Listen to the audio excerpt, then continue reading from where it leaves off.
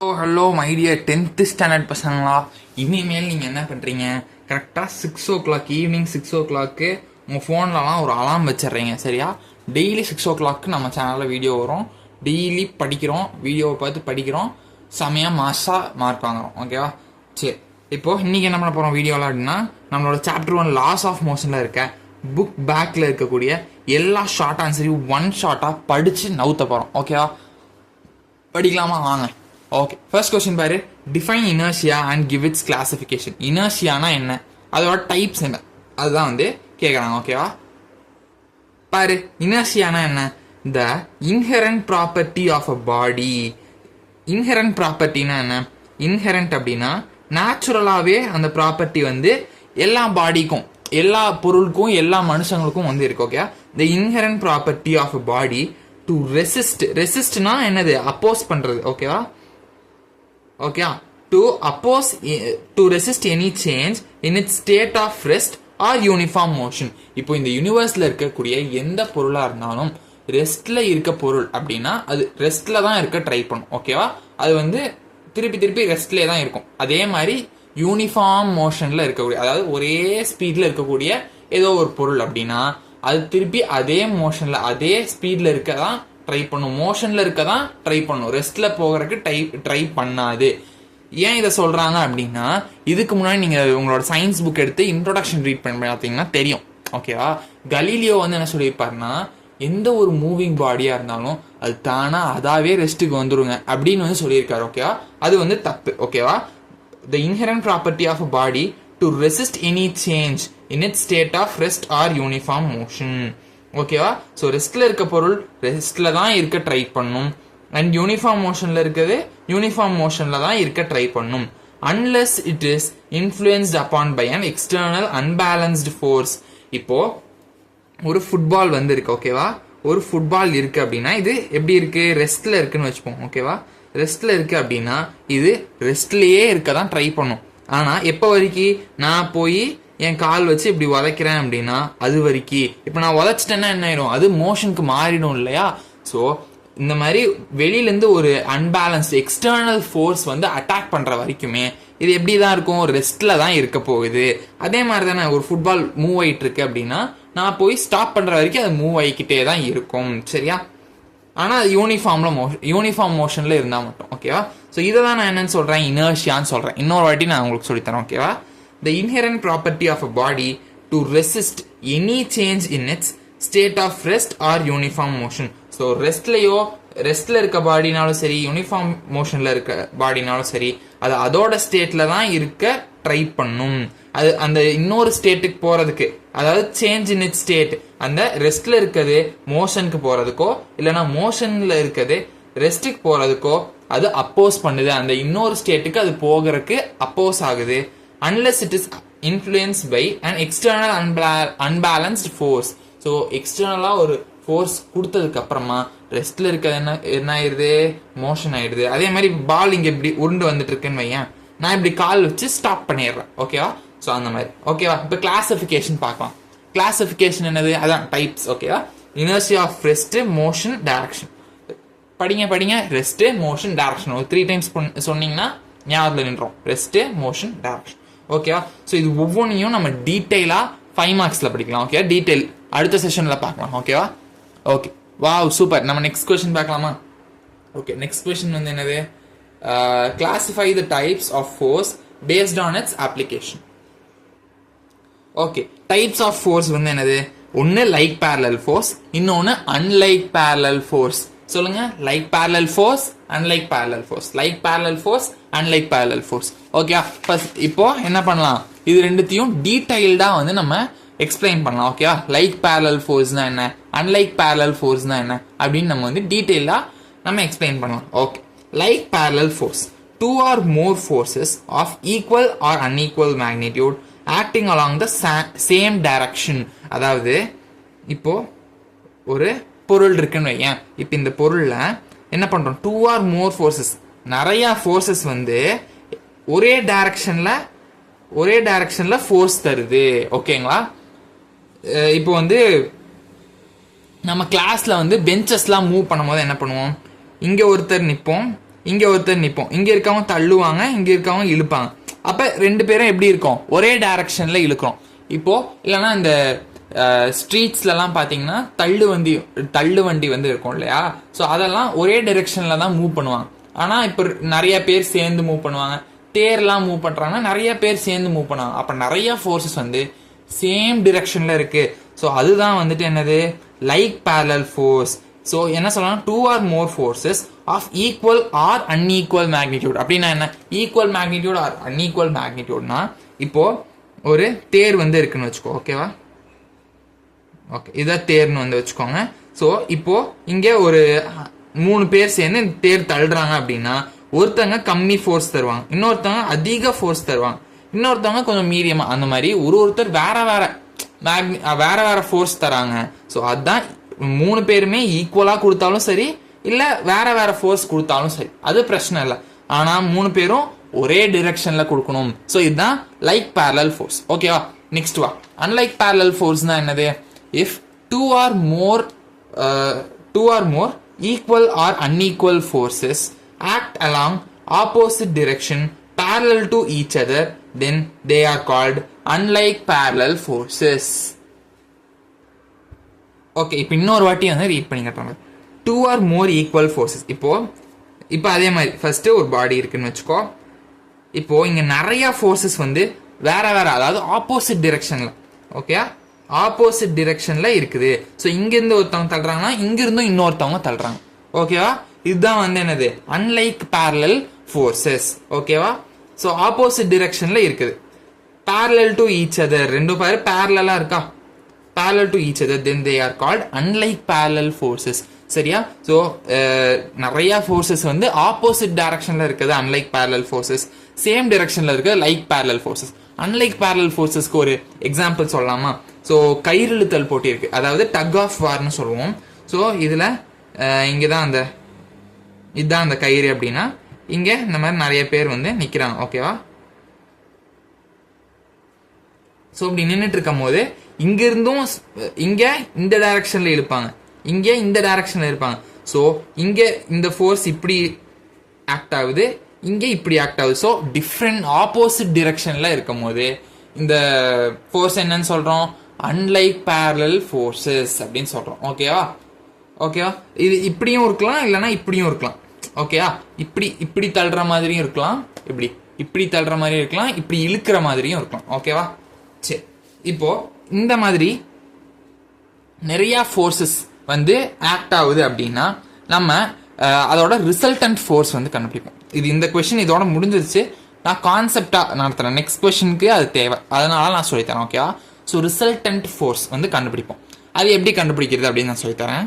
எப்படி வந்து resultant force கண்டுபிடிக்கணும். ஸோ ரிசல்டன்ட் ஃபோர்ஸ் கண்டுபிடிக்கணும். ஃபோர்ஸஸ் ரெண்டு விதமா இருக்கு, ஒன்று லைக் ஃபோர்ஸ், இன்னொன்று அன்லைக் ஃபோர்ஸ் இல்லையா. சரி, லைக் ஃபோர்ஸ்க்கு எப்படி ரிசல்டன்ட் ஃபோர்ஸ் கண்டுபிடிக்கும். இது ரிசல்டன்ட் ஃபோர்ஸ்னு சொல்லலாம், இல்லைன்னா நெட் ஃபோர்ஸ்னு சொல்லலாம். இப்போ ஒரு பாடி மேல லைக் ஃபோர்ஸஸ்னா என்ன, சேம் டிரெக்ஷன்ல இருக்கக்கூடிய ஃபோர்ஸு. ஸோ சேம் டிரெக்ஷன்ல இருக்கு அப்படின்னா என்னன்னு சொல்லுவோம், சேம் டிரெக்ஷன்ல இருக்கு அப்படின்னா நம்மளோட நெட் ஃபோர்ஸ் வந்து என்னதுன்னா, இப்போ இது F1 இது F2ன்னு வச்சுக்கிட்டோம் அப்படின்னா எல்லாமே சேம் டிரெக்ஷன்ல இருக்கு. லைக் ஃபோர்ஸ் அப்படின்னா ஜஸ்ட் நீங்க ஆட் பண்ணிக்கலாம். ஓகே, அவ்வளவுதான். Next unlike forces. ஓகேவா. அன்லைக் ஃபோர்ஸஸ் அதாவது ஆப்போசிட் டிரெக்ஷன்ஸ்ல இருக்கு, இப்படி ஒன்று இப்படி ஒன்று. ஓகேவா. இப்போ என்ன பண்ணும், இதுல 3 கேட்டகரி இருக்கு, 1 2 3 கேட்டகரி வந்து இருக்கு. ஃபர்ஸ்ட் ஒன் என்னதுன்னா, F1 இங்க இந்த பக்கத்துல இருந்து அதிக ஃபோர்ஸ் தராங்க அப்படின்னா இதோட நெட் ஃபோர்ஸ் வந்து என்னதுன்னா, எது அதிகமா இருக்கோ அதை ஃபர்ஸ்ட் எழுதிட்டு அந்த கம்மியா இருக்கிறத சப்ராக்ட் பண்ணிடணும். இப்போ ஃபோர்ஸ் 2 அதிகமா இருந்துச்சுன்னா எப்படி பண்ணுவீங்க, ஃபோர்ஸ் 2 தான் அதிகம், அப்ப நெட் ஃபோர்ஸ் வந்து F2 மைனஸ் F1. ரெண்டுமே ஈக்குவலா இருந்தா, F1 ஈக்குவல் டு F2 இருந்தா நெட் ஃபோர்ஸ் வந்து 0. ஓகேவா. இவ்வளவுதான். இப்போ இதை யூஸ் பண்ணி தான் நம்ம நெக்ஸ்ட் கொஸ்டின் வந்து பார்க்க போறோம். ஓகே, கொஸ்டின் ரீட் பண்ணுங்க. If 5 Newton and 15 Newton forces are acting opposite to one another opposite to one அனதர்னா என்னது, என்ன தெரிஞ்சிருச்சு, அன்லைக் பேரலல் ஃபோர்ஸஸ் அப்படின்னு தெரியுதா, அன்லைக் பேரலல் ஃபோர்ஸஸ் தெரியுது. இதுல இது F1 இது F2 ஓகேவா, நீங்க எப்படி எடுத்துக்கிட்டாலும் ஓகே தான், இது F1 இது F2 எடுத்துக்கிட்டாலும் கரெக்டா தான் வரும் ஓகேவா. Find the resultant force and the direction of action of the resultant force. First என்ன கண்டுபிடிக்கணுமா, ரிசல்டன்ட் ஃபோர்ஸ் நம்ம இப்பதானே படிச்சோம், F நெட் ஃபோர்ஸ் அதை தான் கேட்குறாங்க. அந்த direction of action of the resultant force. So அந்த ஃபோர்ஸ் அப்ளை பண்ணும்போது எந்த பக்கம் அந்த பாடி நகுது அதுதான் கொஸ்டின் ஓகேவா. ஸோ ஃபர்ஸ்ட் ரிசல்டன்ட் ஃபோர்ஸ் கண்டுபிடிச்சிடலாம். ஸோ F1 வந்து 5 நியூட்டன், F2 15 நியூட்டன். அப்போ ரிசல்டன்ட் ஃபோர்ஸ் எப்படி கண்டுபிடிப்போம், இருக்கிறதுலே பெருசாக எழுதிக்கணும் F2, இன்னொன்று மைனஸ் பண்ணிடணும் F2 மைனஸ் F1, இப்படிதான் நான் சொல்லி கொடுத்தேன். ஸோ பெருசாக இருக்கிறது 15, சின்னதாக இருக்கிறது 5. So 15 minus 5 10. So resultant force வந்து 10 நியூட்டன் இருக்கு ஓகேவா. ஸோ இதோட டைரக்ஷன் வந்து கேட்டிருக்காங்க ஓகேவா. இப்போ டைரக்ஷன் எப்படி கண்டுபிடிக்கிறது அப்படின்னா, இங்க பாரு, இப்போ இந்த நல்லா இந்த குஸ்தி போடுறது, இந்த குங்ஃபு அதிலெல்லாம் பார்த்துருப்பீங்க இல்லையா, இந்த சண்டை போடுறதெல்லாம் பார்த்துருப்பீங்க. அப்போ கையெல்லாம் நல்லா லாக் பண்ணிப்பாங்க.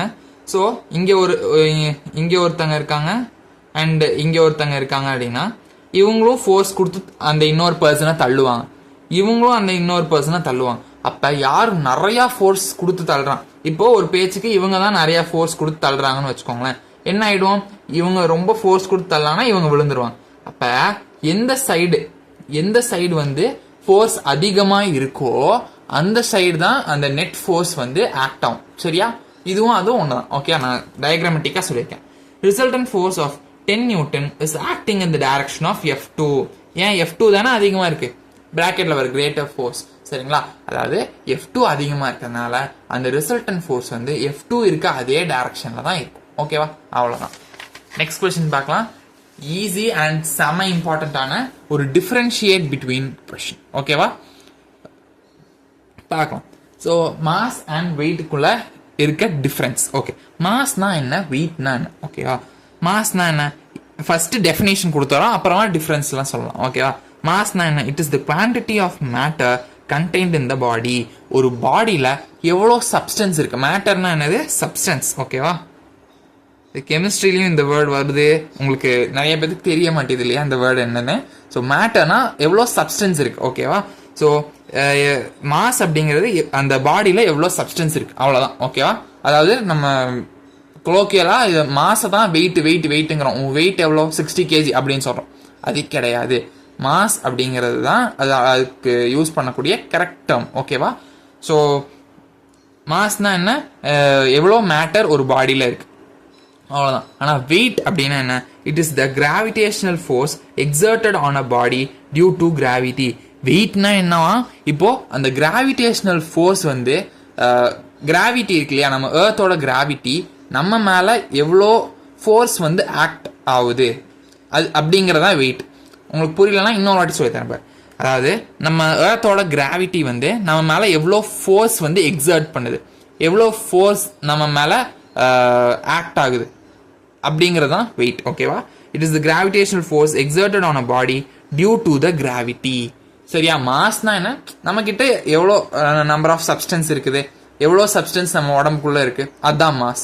வெயிட்னா என்ன, கிராவிட்டி, பூமியோட கிராவிட்டி என் மேல எவ்வளோ ஃபோர்ஸை வந்து எக்ஸர்ட் பண்ணுது அப்படிங்கிறது தான் வெயிட் ஓகேவா. ஓகே, நெக்ஸ்ட் அடுத்து டிஃப்ரென்ஸ் பார்க்கலாம். என்னது, மாஸ் வந்து ஒரு ஸ்கேலார் குவான்டிட்டி, ஆனால் வெயிட் வந்து ஒரு வெக்டர் குவான்டிட்டி சரியா. வெயிட் வந்து ஒரு vector quantity. Next SI unit. SI unit of mass வந்து கிலோகிராம். மாஸோட SI யூனிட் வந்து கிலோகிராம், ஆனால் வெயிட்டோட SI யூனிட் வந்து நியூட்டன். ஏன்னா வெயிட் வந்து நான் என்ன சொன்னேன், கிராவிட்டி நம்ம மேலே ஏற்படுத்தக்கூடிய ஃபோர்ஸ் அப்படின்னு சொன்னேன் இல்லையா. ஸோ ஃபோர்ஸ்னால என்ன, SI யூனிட் நியூட்டன் தானே. ஸோ அதனால வெயிட்டுக்குமே நம்ம நியூட்டன் தான் SI யூனிட்டாக சொல்லுவோம். So next, mass of a body remains same at any point on the earth ஓகேவா. மாஸ் வந்து எங்கே போனாலும் சேம் தான். ஏன்னு சொல்லு, நான் இப்போ இங்கே தமிழ்நாடுல இருந்தாலும் என்னோட பாடிக்குள்ளே இருக்கக்கூடிய அந்த குவான்டிட்டி ஆஃப் மேட்டர், அதாவது எனக்குள்ளே இருக்க சப்ஸ்டன்ஸ் சேம் தான். நான் நார்த் போல் சவுத் போல் போனாலும் ஈக்குவேட்டர் போனாலும் எனக்கு same of the quantity of matter தான் இருக்க போகுது. ஆனால் வெயிட் ஆஃப் த பாடி வந்துட்டு ஒரு பிளேஸ்லேருந்து இன்னொரு பிளேஸ்க்கு நான் போகும்போது மாறிடும், வெயிட் வந்து மாறிடும். ஏன் அப்படின்னா நார்த் போல்லையும் சவுத் போல்லையும் கிராவிட்டி வேற, ஓகேயா, கிராவிட்டி வேறையா இருக்கும். ஸோ நார்த் போல்ல வேற கிராவிட்டி இருக்கு, ஈக்குவேட்டர்ல வேற கிராவிட்டி இருக்கு, சவுத் போல்ல வேற கிராவிட்டி இருக்கு. இந்த மாதிரி வேற வேற கிராவிட்டி சேஞ்ச் ஆகுறதுனால வெயிட் ஆஃப் த பாடியும் மாறுமா. அதனால வெயிட் ஆஃப் த பாடி வந்து உலகத்துல ஒவ்வொரு பிளேஸ்க்கும் வேற வேற வந்து மாறிக்கிட்டே இருக்கும். ஓகேவா? ஓகே, லாஸ்ட் பாயிண்ட் என்ன? Measured using physical balance. இது ஸ்ப்ரிங் பேலன்ஸ். ஓகே, இது பிசிக்கல் பேலன்ஸ் யூஸ் பண்ணி எவ்வளோ மாஸ் இருக்குன்னு நம்ம கண்டுபிடிக்கிறோம். ஆனால் வெயிட் எப்படி கண்டுபிடிப்போம்? ஸ்ப்ரிங் பேலன்ஸ் யூஸ் பண்ணி கண்டுபிடிக்கிறோம். ஓகேவா? நெக்ஸ்ட் கொஸ்டின் பார்க்கலாமா? நெக்ஸ்ட் கொஸ்டின் ரீட் பண்ணுங்க. Moment of a couple. Okay, moment of a couple தான் என்னன்னு கேட்குறாங்க. ஓகேவா? Rotating effect of a couple is known as moment of a couple. Okay, moment of a couple அப்படின்னா என்னன்னு சொல்லித்தரேன். இப்போ டேப் வந்து இருக்கு. ஓகேவா? டேப் வந்து நீங்க எப்படி திருப்புறீங்க? இங்க ஒரு ஃபோர்ஸும் கொடுக்குவீங்க, இங்க ஒரு ஃபோர்ஸ். எப்படி? இப்படி தானே திருப்புவீங்க. ஸோ இந்த விரல்ல இப்படி பேக்வேர்டு, இந்த விரல்ல ஃப்ரண்ட்வேர்டு, இப்படி ரெண்டு ஃபோர்ஸ் கொடுக்கும் போது தான் என்ன ஆகுது? அது வந்து டேர்ன் ஆகுது. ஓகேவா? ஸோ ஒரு சென்டர் நோக்கி இந்த மாதிரி ரெண்டு ஃபோர்ஸஸ், ரெண்டு ஆப்போசிட் ஃபோர்ஸஸ் கொடுக்கும்போது அது வந்து சுத்த ஆரம்பிக்குது. ஓகேவா? ஸோ இதை தான் நம்ம என்னன்னு சொல்றோம்? மொமெண்ட் ஆஃப் அ கப்பிள் அப்படின்னு சொல்றோம். ஓகேவா? இதுக்கான ஒரு பெஸ்ட் எக்ஸாம்பிள் வந்து என்னது அப்படின்னா நம்ம கார்ல இருக்க ஸ்டீரிங் வீல். ஓகேவா? ஸோ ஸ்டீரிங் வீல் எப்படி இருக்கு? இப்படி வந்து இருக்கா? ஓகே, இப்போ எப்படி வந்து கார் டிரைவ் பண்ணும்? ஸோ இப்போ லெஃப்ட்லாம் திருப்பணும்னா இது இப்படி பேக்வேர்ட் புஷ் கொடுத்துட்டு இது ஃப்ரண்ட்வேர்ட் புஷ் கொடுப்போம். ஸோ ஒரே நேரத்தில் two equal and opposite forces கொடுக்கும் போது என்ன ஆகுது? நமக்கு இந்த மாதிரி ரொட்டேட்டிங் எஃபெக்ட் வந்து கிரியேட் ஆகுது. ஓகேவா? ஸோ நெக்ஸ்ட் பாயிண்ட் பாருங்க. It is measured by the product of any one of the forces and the perpendicular distance between the action of forces. இப்போ நம்மளோட அந்த ஸ்டீரிங் வீல் அந்த எக்ஸாம்பிள் எடுத்துப்போம். சரியா? ஸோ இந்த மாதிரி இருக்கு அப்படின்னா இப்போ இது எப்படி இந்த மொமெண்ட் ஆஃப் ஃபோர்ஸை கால்குலேட் பண்றோம் அப்படின்னா நம்ம கொடுக்கக்கூடிய ஃபோர்ஸ். இப்போ நான் என்ன சொன்னேன்? ஈக்குவல் அண்ட் ஆப்போசிட் ஃபோர்ஸ் தானே. அப்போ ரெண்டுமே ஒரே ஃபோர்ஸ் தான். ரெண்டுத்துல ஏதோ ஒரு ஃபோர்ஸ் எடுத்துக்கோ. ப்ராடக்ட்னா என்னது? மல்டிப்ளிகேஷன். ஓகேவா? Product of any one of the force, ஏதோ ஒரு ஃபோர்ஸ் எடுத்துக்கோ. And the perpendicular distance between the line of action of forces அப்படின்னா இதோட இந்த மிட் பாயிண்ட்லேருந்து இங்க இருக்க டிஸ்டன்ஸ் இருக்கு இல்லையா, இதுதான் line of action of forces. So இந்த டிஸ்டன்ஸ் வந்து எடுத்துக்கோ. ஸோ மொமெண்ட் ஆஃப் கப்பல்னா என்ன? Force into perpendicular distance between the line of action of forces. Okay, perpendicular distance between line of action of forces. So M அப்படிங்கிறது என்னது? M equals to F into S. F தான் இந்த force, perpendicular distance தான் S. ஓகேவா?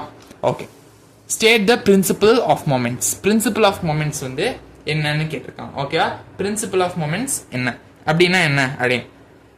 Okay, இதுக்கு முன்னாடி நம்ம படிச்சது என்னது? மொமெண்ட். மொமெண்ட்னா என்னன்னு படிச்சிட்டோம். இப்போ அந்த மொமெண்ட்டுக்கு ஒரு ரூல் வந்து இருக்கு. ஓகே, மொமெண்ட் ஆஃப் கப்பிள் நம்ம படித்தோம், அதுக்கு ஒரு ரூல் வந்து இருக்கு. அதுதான் பிரின்சிபல் ஆஃப் மொமெண்ட்ஸ். ஸோ அதுதான் நம்ம படிக்க போகிறோம். ஓகேவா?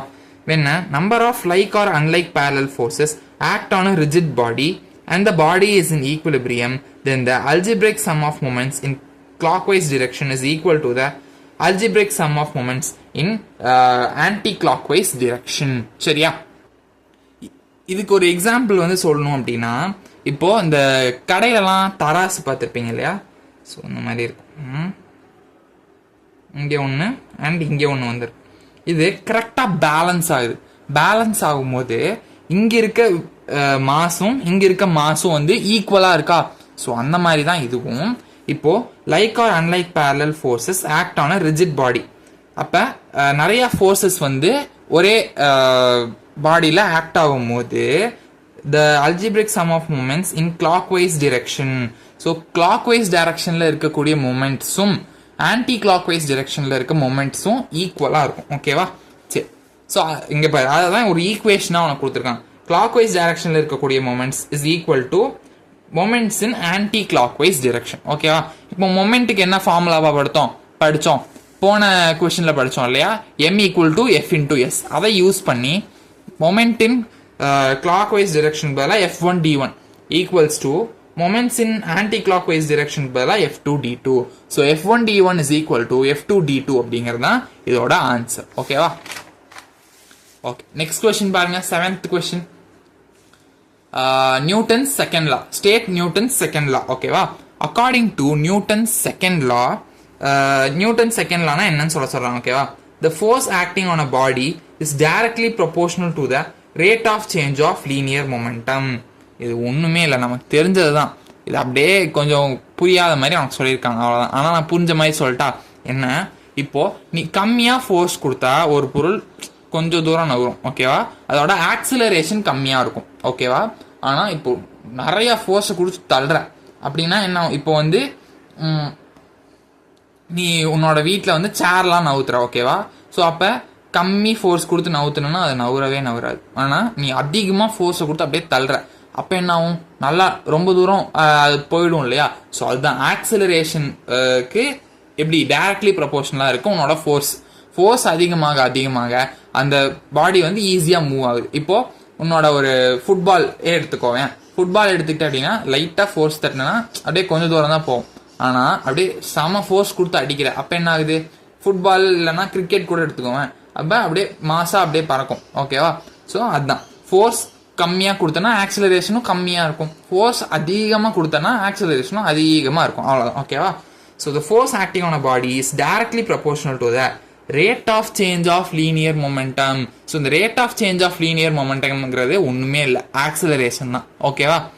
Of the body and the change in momentum takes place in the direction of force.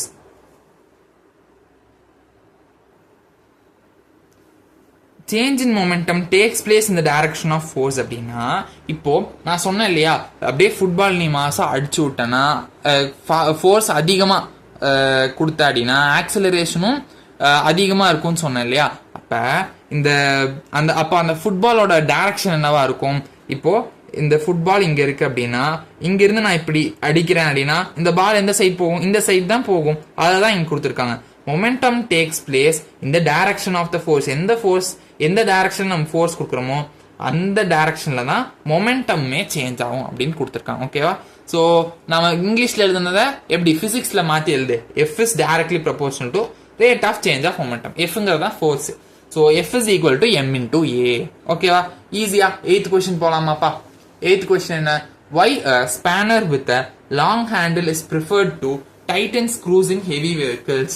நீ ரோட்லலாம் போகும்போது பார்த்துருப்ப, இந்த லாரி பெரிய பெரிய ட்ரக்கெல்லாம் இருக்கும். ஸோ அதுலலாம் டயர் டயரில் இருக்க இந்த நட்லாம் இருக்கும், அது வந்து டைட் பண்ணுறக்கு, அந்த ஸ்க்ரூஸ்லாம் டைட் பண்ணுறக்கு நிறைய பெரிய ஸ்பேனர், நம்ம வீட்டிலலாம் ரொம்ப சின்ன ஸ்பேனர் தான் இருக்கும். ஸோ அதெல்லாமா யூஸ் பண்ணிருக்காங்க, இல்லை பெரிய ஸ்பேனராக யூஸ் பண்ணுறாங்க. ஏன் வந்து அந்த மாதிரி பெரிய ஸ்பேனர் யூஸ் பண்றாங்க, அதுதான் கொஸ்டின். ஓகேவா? The turning effect of a body depends upon the distance of the line of action of the applied force from the axis of rotation. So நம்ம என்ன படிச்சோம், இந்த மாதிரி axis of rotation இந்த moment of forceல பார்த்தோம். என்னது, m is equal to f into s. sங்கிறதா அந்த distance. ஓகேவா? ஸோ இங்க நான் எழுதுறேன், m is equal to f into s ன்னு பார்த்தோம். s தான் டிஸ்டன்ஸ் இல்லையா? ஸோ இப்போ ஸ்க்ரூ இல்லைப்பா, ஸ்பேனர் வந்து இந்த மாதிரி பெருசா இருக்குன்னு வையேன். பெருசா இருந்தா என்ன அர்த்தம், அந்த பெர்பெண்டிகுலர் டிஸ்டன்ஸுமே பெருசா இருக்கு இல்லையா? ஸோ பெர்பெண்டிகுலர் டிஸ்டன்ஸ் அதிகமாகுது அப்படின்னா எஸ் அதிகமாகுது. ஸோ எஸ் அதிகமானா எம்மும் இன்க்ரீஸ் ஆகும் இல்லையா? ஸோ அதனால டிஸ்டன்ஸ் அதிகமாக, அதாவது பெர்பெண்டிகுலர் டிஸ்டன்ஸ் அதிகமாக இருக்கணும்னா என்ன பண்ணணும், ஸ்பேனர் ஓட அந்த சைஸை பெருசா இருக்கணும். சரியா? The turning effect of a body depends upon the distance of the line of action of the applied force from the axis of rotation. சரியா? இப்போ இங்கே தான் அந்த ஸ்க்ரூ இருக்குது அப்படின்னா இங்கிருந்து இந்த டிஸ்டன்ஸ் அதிகமா இருக்கு. ஸோ டிஸ்டன்ஸ் அதிகமா இருந்தா ஃபோர்ஸ் கம்மியா அப்ளை பண்ணாலே போறோம். ஸோ அதான் செகண்ட் பாயிண்ட் பாரு. Larger the perpendicular distance lesser the force is required to turn the body. So spanner with long handle is preferred to tighten screws in heavy vehicles. ஓகேவா? So அதிகமான distance, அதாவது perpendicular distance இருக்கிறதுனால force கம்மியாக கொடுத்தாலே போதும். அவ்வளோதான் answer. Okay, ஈஸியாக இருந்துச்சா? சரி, 9th ஒன் பாருங்க. 9th கொஸ்டின் என்ன கேட்குறாங்க, while catching a cricket ball the fielder lowers his hands backwards by. நீங்கள் கிரிக்கெட் மேட்ச்லாம் பார்த்தீங்கன்னா தெரியும், அப்படியே பேட்லேருந்து பால் அடித்த உடனே அப்படியே போய் பிடிச்சிடுறாங்களா? பிடிக்க மாட்டாங்க. என்ன பண்ணுவாங்க, பிடிக்கும் போது கையை கொஞ்சம் இறக்குவாங்க. ஸோ இப்படி பிடிக்கிறாங்க அப்படின்னா கொஞ்சம் இறக்கி இப்படி தான் பிடிப்பாங்க. ஏன் அப்படி பிடிக்கிறாங்க அப்படிங்கிறது தான் கொஸ்டின். சரியா? இப்போ ஆன்சர் படிப்போம். when the fielder pulls back his hands, அவங்க அந்த கையை கீழே கொண்டு வரும்போது he experiences smaller force for a longer interval of time. சரியா? இப்போ டக்குன்னு அங்கேயே வச்சு பிடிச்சிட்டாங்க அப்படின்னா அதிகமான ஃபோர்ஸ் வந்து அவர் கையில வந்து பட்டுரும் இல்லையா? அப்ப அவர் கை இன்ஜுரி தான் ஆகும். அப்ப கை கொஞ்சம் கீழே இறக்கி வச்சு பிடிக்கும் போது ஃபோர்ஸ் வந்து கம்மியாயிருது. ஓகேயா? ஃபோர்ஸ் கம்மியாகுது for smaller force for a longer interval of time. So force ரொம்ப கம்மியா இருக்கிறதுனால அவரோட கைக்கு டேமேஜ் கம்மியா இருக்கு, இன்ஜுரி ஆகாம இருக்கு. ஓகேவா? இன்னொரு வாட்டி ரீட் பண்றேன், உனக்கு ஈஸியா புரிஞ்சிருப்பேன். when the fielder pulls back his hands, he experiences a small force for a longer interval of time. சரியா? ஸோ அப்படி கையை கீழே இருக்கிறதுனால கம்மியான ஃபோர்ஸை அவரால் எக்ஸ்பீரியன்ஸ் பண்ண முடியுது. அதனால அவரோட ஹேண்ட்ஸ்க்கு கம்மி டேமேஜ் தான் ஆகுது. ஓகேவா? அதுதான் கொஸ்டின். ஓகே, 10th கொஸ்டின் பாருங்கடா. how does an astronaut float in a space shuttle? Okay, இப்போ நம்ம ஸ்பேஸ் ஷட்டில்லாம் பார்த்துருப்பீங்களான்னு தெரியல, அதனால தான் I have an image for space shuttle. ஓகேங்களா? பாருங்க, இந்த மாதிரி தான். ஓகேவா? ஸோ ஸ்பேஸ் ஷட்டில்னாலும் ஸ்பேஸ் ஸ்டேஷன்னாலும் ஒன்று தான். ஓகேவா? ஸோ இப்போ என்ன ஆகுது, இவங்கெல்லாம் மிதக்கிற மாதிரி இருக்கு இல்லையா, பறக்கிற மாதிரி இருக்கு. அவங்க தரையிலே இல்லை, அதாவது அந்த ஸ்பேஸ் ஷட்டில் அவங்க இல்லை ஆக்சுவலி இல்லையா, மிதந்துட்டு இருக்காங்க. ஸோ ஏன் இந்த மாதிரி மிதந்துட்டு இருக்காங்க, ஏன் ஃப்ளோட் ஆகுறாங்க அப்படிங்கிறது தான் நம்மளுடைய கொஸ்டின். சரியா? ஓகே, கொஸ்டின் பாருங்க. astronauts are not floating but falling freely around the earth. ஓகேவா? அவங்க வந்து மிதக்கிறது கிடையாது, ஃபாலிங் ஃப்ரீலி. அவங்க மிதக்கல, ஆனா ஃப்ரீலி ஃபால் ஆகுறாங்க. ஃபாலிங் ஃப்ரீலின்னா என்ன தெரியுமா? அவங்க கிராவிட்டியை ஃபீல் பண்ண மாட்டாங்க, கிராவிட்டியே இல்லாம அவங்க அப்படியே விழுறாங்க. நீங்களே ஆக்சுவலி இந்த மாதிரி ஃப்ரீ ஃபால் ஆயிருப்பீங்க. எப்படின்னா, இந்த லிஃப்ட்ல இருந்து கீழே இறங்கும் போது, இல்லைன்னா இந்த ஏதாவது இந்த தீம் பார்க்ஸ்க்கெல்லாம் போயிருந்தீங்கன்னா அந்த சில ரைட்ஸ்லாம் இருக்கும், அப்படியே இங்கிருந்து இங்க போய் நிக்க வச்சுட்டு அப்படியே டவால்னு விட்டுருவாங்க. ஓகேவா? அப்படி விடும் போது உங்களுக்கு உங்க வெயிட்டே ஃபீல் ஆகாம அப்படியே தொப்புன்னு விழுகிற மாதிரி இருக்கும் பார்த்தியா, அதுதான் ஃப்ரீ ஃபால். ஓகே, பிடிச்சிட்டிங்களா? சரி, ஃப்ளோட்டிங் பட் ஃபாலிங் ஃப்ரீலி, அவங்க அந்த மாதிரி ஃப்ரீ ஃபால் ஆகுறாங்க around the earth due to their huge orbital velocity. Orbital வெலாசிட்டினா நீங்க என்னன்னு 11th படிப்பீங்க, ஒரு சின்ன இன்ட்ரடக்ஷன் நான் இங்க தரேன். ஓகேவா? ஹியூஜ் ஆர்பிட்டல் வெலாசிட்டினா, ஆர்பிட்டல் வெலாசிட்டின்னு சொல்றேன். இங்க பாரு, இப்ப எர்த் வந்து இப்படி இருக்கு இல்லையா, ஸோ சர்டைன் டிஸ்டன்ஸ் வரைக்கும் நீங்க போயிட்டீங்கன்னா கிராவிட்டி வச்சு அது இழுத்துரும். ஆனா ரொம்ப டிஸ்டன்ஸ் போயிட்டீங்க அப்படின்னா உங்களோட ஆர்பிட்டல் வெலாசிட்டி நீங்க ரீச் பண்ணிடுவீங்க. ஆர்பிட்டல் வெலாசிட்டி நீங்க வச்சிருந்தீங்க அப்படின்னா உங்களோட வெலாசிட்டி வந்து ஈக்குவல் டு ஆர்பிட்டல் வெலாசிட்டி அப்படின்னா அந்த எர்த்தோட கிராவிட்டினால உங்களை இழுக்க முடியாது. ஓகேவா? நீங்க அந்த ஹைட்டுக்கு போயிட்டீங்க, ஆர்பிட்டல் வெலாசிட்டியை ரீச் பண்ணிட்டீங்க அப்படின்னா எர்த்தால உங்களை இழுக்க முடியாது. ஓகேவா? ஸோ ஹியூஜ் ஆர்பிட்டல் வெலாசிட்டி இருக்கும். ஸ்பேஸ் ஷட்டில் இருக்கவங்களுக்குலாம் ஹியூஜ் ஆர்பிட்டல் வெலாசிட்டி இருக்கும், அதனால தான் அவங்க ஃப்ரீ ஃபால் ஆகுறாங்க. Since space station and astronauts have equal acceleration. சரி, உங்க புக்ல வந்து நீங்க பாத்தீங்க அப்படின்னா இதே மாதிரி லிஃப்ட்டுக்கும் ஒரே எக்ஸாம்பிள் கொடுத்துருப்பாங்க. அதாவது லிஃப்ட்டும் அந்த லிஃப்ட்டுக்குள்ள இருக்க மனுஷங்களும் வந்து சேம் ஆக்சிலரேஷன்ல இருப்பாங்க, அதனாலதான் ஃப்ரீ ஃபால் ஆகுறாங்க. ஓகேவா? இப்போ எப்படி வந்து ஸ்பேஸ் ஸ்டேஷனும் ஆஸ்ட்ரோநாட்ஸும் ஈக்குவல் ஆக்சிலரேஷன்ல இருக்காங்க அப்படிங்கறத பார்ப்போம். ஏன் வந்து ஈக்குவல் ஆக்சிலரேஷன்ல இருக்காங்க அப்படின்னா, வெளியிலேருந்து அவங்களுக்கு எக்ஸ்டர்னல் ஃபோர்ஸ் எதுவுமே கிடையாது. வேற யாராவது வெளியிலேருந்து ஸ்பேஸ் ஸ்டேஷனை தள்ளி விடுறாங்களா? இல்லை. அந்த ஸ்பேஸ் ஸ்டேஷன்ல இருக்கக்கூடிய ஆஸ்ட்ரோநாட்ஸை தள்ளி விடுறாங்களா? இல்லை. அப்போ எக்ஸ்டர்னல் ஃபோர்ஸ் எதுவும் இல்லாதனால ரெண்டு பேரும் ஈக்குவல் ஆக்சிலரேஷனை எக்ஸ்பீரியன்ஸ் பண்றாங்க. ஸோ ஈக்குவல் ஆக்சிலரேஷன் அவங்க எக்ஸ்பீரியன்ஸ் பண்றதுனால அவங்க ஃப்ரீ ஃபால் கண்டிஷன்ல இருக்காங்க. ஓகேவா? நீங்க வந்து உங்களோட அந்த லிஃப்ட் எக்ஸாம்பிள் புக்ல எடுத்து பார்க்கலாம். ஓகேவா? R is equal to m into g minus g. அதாவது ரெண்டு பேத்துக்குமே சேம் ஆக்சிலரேஷன் தான், ஆக்சிலரேஷன் டியூ டு கிராவிட்டி. அதனால R வந்து 0 ஆயிடும். ஸோ இதுதான் அந்த ஃப்ரீ ஃபால் கண்டிஷன் அப்படிங்கிறோம். ஓகேவா? Hence both the astronauts and space station are in the state of weightlessness. அதனால தான் ஸ்பேஸ் ஸ்டேஷனும் சரி ஆஸ்ட்ரோநாட்டும் சரி மிதக்கிற மாதிரி நமக்கு தெரியுது. ஆனால் அவங்க மிதக்குறாங்களா? இல்லை, அவங்க ஃப்ரீ ஃபால் கண்டிஷனில் இருக்காங்க. இதுதான் 10th கொஸ்டின்டா. சரியா? ஸோ நெக்ஸ்ட்டு லாங் ஆன்சர் செஷனில் நம்ம மீட் பண்ணலாம். நாளைக்கு 6 o'clock நம்ம சேனலை கரெக்டாக சப்ஸ்கிரைப் பண்ணி ஒரு அலாம் வந்து வச்சுக்கோங்க. சரியா? பெல் பட்டன் அமுக்கிட்டீங்க அப்படின்னா கரெக்டாக வீடியோ வந்து வந்துடும். 6 o'clock நம்ம சேர்ந்து படிக்கலாம். Okay, thank you.